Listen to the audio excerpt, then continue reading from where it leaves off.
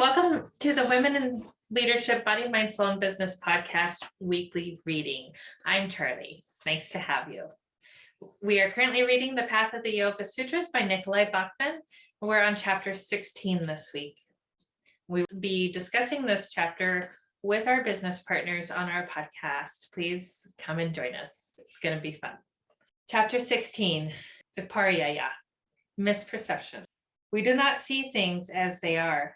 We see them as we are. The Talmud. Viparyaya, perceiving something incorrectly, is the opposite of pramana, or correct perception. Misperception can be due to lack of information, false assumptions, or our own distorted process of perceiving. This vritti is caused by lack of knowledge or understanding and is to be removed by clarifying our heart-mind. Sometimes we think we understand something, but we do not yet have enough information for a full picture. An example is a blessing in disguise. A man falls off a horse and breaks his leg.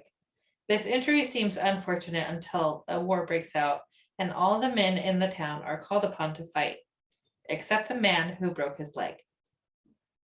His life may now be spared because the injury was a blessing in the end. Accepting events as they occur and moving forward with a positive and hopeful attitude enables us to bypass unnecessary suffering and anxiety. The harmful form of Viparyaya is delusion, when perception and reality do not match. If we are used to looking at things in a certain way and our expectations are not met, then our misperception is due to past conditioning and we suffer. Our ego, responsible for maintaining our reputation or saving face, may prevent us from admitting we are wrong. This unbending attitude will alienate us from the truth and lead to actions based on incorrect information. When we make assumptions based on incomplete knowledge, thinking we are right when we are actually wrong, then Viparyaya is present. For example, in the dark, you see on the ground something long, skinny, and twisted, and you think it is a snake. When daylight appears, you see that the object is clearly just a rope. Your original perception of the object as a snake is Viparyaya. Your corrected perception, it is a rope, is pramana. Judgments based on misperception can be quite wrong and unfair. Limited interaction with certain groups of people who may share a common racial background can lead to stereotyping and racism. If we, after one or two negative experiences with members of a certain race, then expect everyone who fits that racial profile to be like those who were involved in our negative experiences, then we have moved away from yoga and toward prejudice and racism.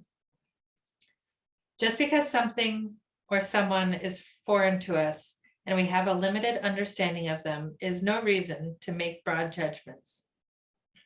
If we read a single article about someone who fell sick after ingesting an herb, is it fair to blame and avoid the entire science of herbalism?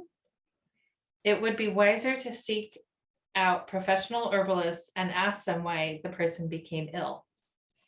A helpful form of Viparyaya is its transformation into correct perception, pramana. By admitting we are wrong, asking questions to verify our perception, and or adjusting our knowledge to fit reality. Learning from our mistakes and listening to different perspectives helps to reduce Viparyaya and increase pramana. By clarifying our heart-mind and refining our sensory organs to the point where they are keen, alert, and fully under our control, we can reduce the likelihood of false perception and increase our ability to see things as they actually are. Open-mindedness and the capacity to learn from and move through our life experiences will lead to fewer unfair misperceptions and more understanding of the people and events around us. Thoughts. What I perceive is not always the truth. I can adjust my opinions and behavior as I encounter new and better information. I will strive to see things as they are at all times and not jump to unfair conclusions. Exercises. Ask a friend to tell you when you are wrong. When your friend does, notice what comes up in you.